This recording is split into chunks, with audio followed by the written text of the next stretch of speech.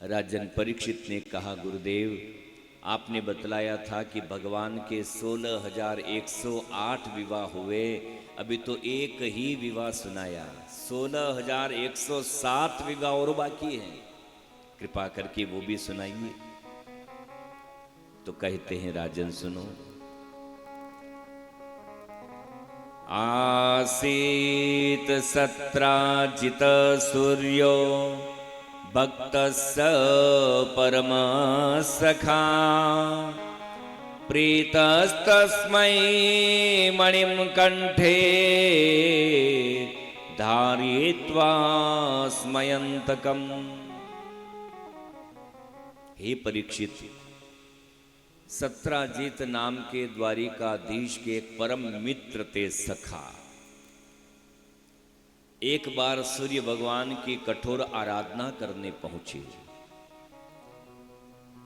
और देखो, हम लोगों को भी सूर्य भगवान की आराधना करना चाहिए। इस जगत में यदि प्रत्यक्ष नारायण कोई है तो वो है सूर्य नारायण। अब वो समय गया कि भगवान आपके सामने चार भुजा लेकर प्रकट हो जाएं। इतनी भक्ति हम लोगों की नहीं है कि भगवान अपने मूल स्वरूप में दर्शन दे दे। तो कली काल में भगवान किसे कहेंगे? तो बतलाया है, कली काल में अनुभव का नाम ही ईश्वर होता है। अनुभव, हवा चल रही है, दिखाई दे रही है, पर शरीर को स्पर्श होती है तो त्वचा को अनुभव होता है कि ठंडी हवा है, कूलर की हवा है, कि गर्म हवा है। ये अनुभव से आप पहचान रहे हो ना कि ठंडी है, गर्म है, बाकी हवा दिखाई तो नहीं देती है। तो ये प्रभु है, ठाकुर जी है। बस प्रभु का भी ऐसे ही आपको अनुभव होता है, दर्शन ऐसे देते हैं। अनुभूति का नाम ही ईश्वर होता है। और सूर्य भगवान की आराधना इतनी सस्ती सुंदर है, पैसा भी खर्च नहीं लगे, पंडित जी को भी बुलाने की जरूरत नहीं, दक्षिणा भी नहीं देने पड़े, और खुद ही सूर्य भगवान की आराधना करो। देखो, कृत्रिम लाइट पैदा करते हो तो कितना महंगा सौदा है। अब यहां जनरेटर चल रहा है ना, 200-250 डीजल लीटर होगा। कृत्रिम लाइट पैदा करोगे तो खर्चा लगेगा। गवर्नमेंट भी जो आपको लाइट दे रही है, बोलो महीने से महीने बिल आता होगा ना। जमा नहीं कराओ बिल तो बिना सूचना कि आपका कनेक्शन काट दिया जाता है। और रात्रि के समय आप कृत्रिम उजाला कितना कर सकते हो? रात के समय कितने ही जनरेटर लगा लो, जैसा प्रकाश अभी है क्या रात को कर सकते हो? कितनी लाइट लगा लो, ऐसा उजाला आप रात्रि को नहीं कर सकते। पूर्व दिशा से ऐसी हेलोजन उदय होती है सूर्य भगवान के रूप में कि पूरे विश्व में प्रकाश कर देती है, लाइट कर देती है। 12 घंटा आप सूर्य भगवान की लाइट का बोलो प्रयोग कर रहे हो या नहीं कर रहे हो? लाइट का उपयोग करते हो ना? बोलो, सूर्य भगवान ने आपको बिल पहुंचाया? सरकार की लाइट का बिल उपयोग में किया तो बिल आया, पर सूर्य भगवान की लाइट का आप प्रयोग कर रहे हो, सूर्य भगवान ने कभी बिल भेजा या आपने जमा करवाया? नहीं करवाया तो बोलो आप सूर्य भगवान के ऋणी हुए कि नहीं हुए? आप सूर्य भगवान के कर्जदार हुए कि नहीं हुए?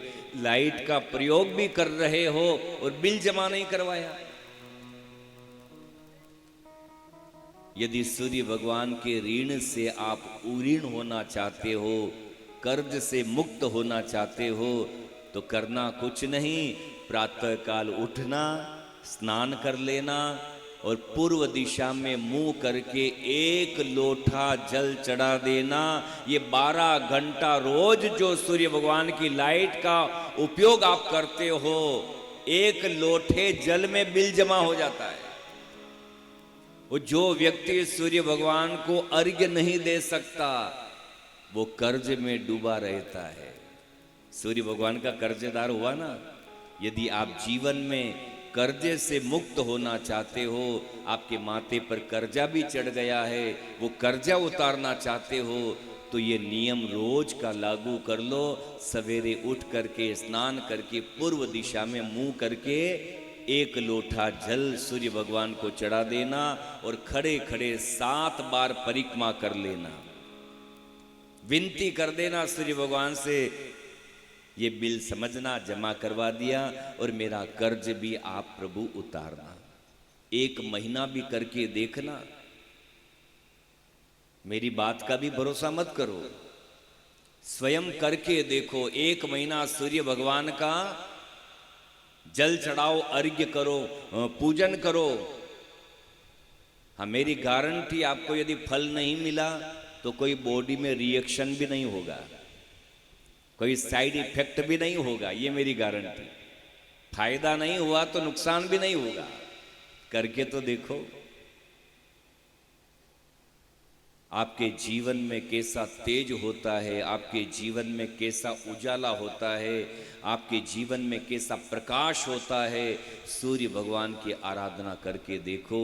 विद्यार्थी यदि विद्या भी चाहता है, बुद्धि चाहता है, छोटे बच्चों को भी बोलो, सवेरे उठ करके बोलो क्या समय लग रहा है। अरे हम बाथरूम में 10-10 बाल्टी स्नान करने में बर्बाद कर देते हैं। शैम्पू लगाया, साबु लगाया, दिन में 3 बार तो नहाते हैं। भर भर मूठी सरफ की बाल्टी में गोले और पानी बिगाड़े, पर 1 लोटा सूर्य भगवान को नहीं दे सकते। केवल 1 लोटा मांग रहा हूं। मेरे भाई बहन, ये 7 दिन की कथा में यदि आप कुछ जीवन में उतारना चाहते हो तो ये बात कल से ही प्रारंभ कर देना। न तो इसमें कंकु चाहिए, न चावल चाहिए, न पुष्प चाहिए, न पंडित जी चाहिए, ना कोई मंत्र चाहिए। आपको नहीं याद है मंत्र? ओम दिवाकराय नमः, ओम सूर्याय नमः, ओम भास्कराय नमः, इतना ही बोल करके जल चढ़ा देना। फिर सूर्य भगवान का कमाल देखो, आपके जीवन में कैसा उजाला होता है, कैसा प्रकाश होता है, कैसी दिव्यता आपके ललाट पर होती है। पूरे समाज में लोग आपकी कदर करने लग जाएंगे। आपका तेज स्वतः बढ़ेगा, बुद्धि बढ़ेगी, कोई भी निर्णय लेने की क्षमता आपके अंदर प्रकट होगी। सत्राजीत ने भी सूर्य भगवान की कठोर आराधना करी। प्रसन्न होकर के स्मयंतक मणि दिया। इस मणि का प्रभाव क्या है? जहां रहेगी मणि, अकाल नहीं होगा, महामारी नहीं होगी, दुर्भिक्ष नहीं होगा, अतिवृष्टि नहीं होगी, अनावृष्टि नहीं होगी, और नित्य 8 भार सोना देती है। ये उस मणि का प्रभाव है। 8 भार सोना, यानी 1 भार में 3 तोला होता है, तो 8 तरी 24 तोला सोना नित्य देने वाली वो सूर्य भगवान की मणि। मणि को कंठ में धारण करके सत्राजीत सुधर्मा नाम की सभा में आए, द्वारिकानाथ की सभा में। तो पूछ लिया प्रभु ने, अरे मित्र, ये मणि तो सूर्य भगवान के पास होती है, तुझे कहां से? तपस्या करी मैंने, सूर्य भगवान ने दिया।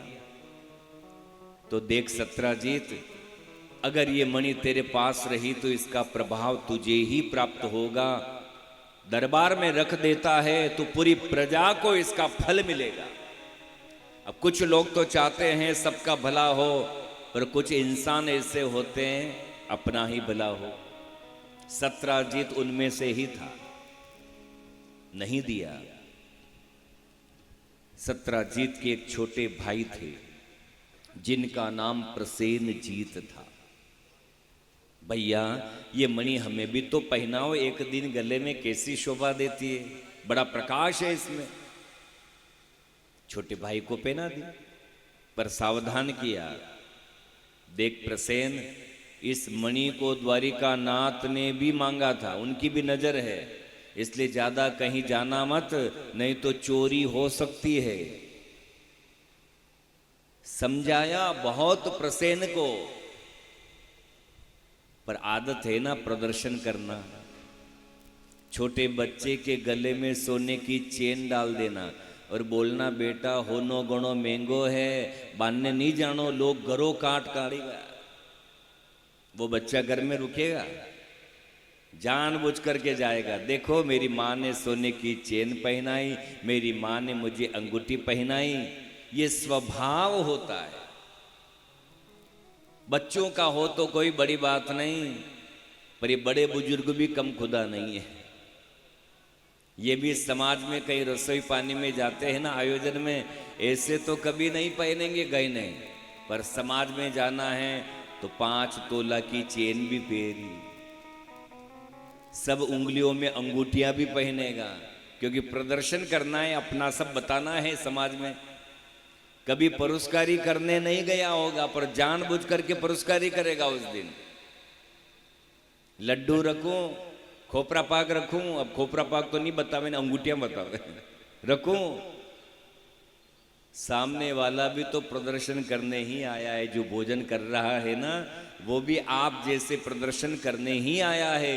वो भी चाहता तो मुंह से मना कर सकता नहीं चाहिए, पर वो भी 2 ही हाथ हलावे। भैया नहीं चाहे थारे तो एक हाथ में अंगूठिया, मारे 2 ही हाथ में देख ले। ना ना एक पूरी तो ले लो। अरे ले तो लेता, पर क्या तेल की चीजें है ना, तो वो गले में फिर दर्द होता है। वो चेन भी बताना, हाथ लगा के बताएगा। बच्चों की आदत है, बड़े बुजुर्गों का स्वभाव है प्रदर्शन करना, और ये माताएं बहनें भी कम नहीं हैं प्रदर्शन में, ये भी आगे है। ये भी कई सामाजिक रसोई में जाती है तो वो 60 जैसा क्या होता गए ना, टड्डो, हाँ वो 60 जैसा बनता। आजकल तो बाजू बंद बनने लगा, पर पुरानी माताएं बहनें वो 60 जैसा पहनती थी। वो पहन करके जाएगी, गहने सब पहन करके जाएगी।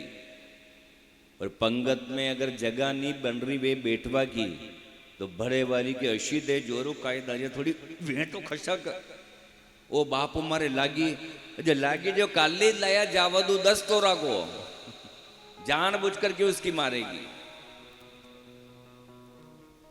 तो मेरे कहने का भाव है, प्रदर्शन करने की आदत बच्चों की भी होती है, बड़े बुजुर्गों की होती है, बड़े बड़े संत महापुरुषों की होती है। कोई भी इस जगत में प्रदर्शन से बचा नहीं है, सब प्रदर्शन अपना करना चाहते हैं। तो प्रसेनजीत भी अपने यार दोस्तों को दिखाने चला गया। देखो मेरे भैया ने सूर्य भगवान की तपस्या करी और ये दिव्य मणि मिली। ऐसे सबको बताते बताते प्रसेनजीत कहां पहुंच गया? जंगल में शिकार खेलने। मणि का दिव्य प्रकाश देख करके शेर ने हमला कर दिया, प्रसेनजीत को मार दिया, घोड़े को मार दिया। मणि लेकर के शेर चला। जाम्बवान रीछ ने शेर पर हमला कर दिया, मार दिया शेर को, और मणि लेकर के जाम्बवान चला गया।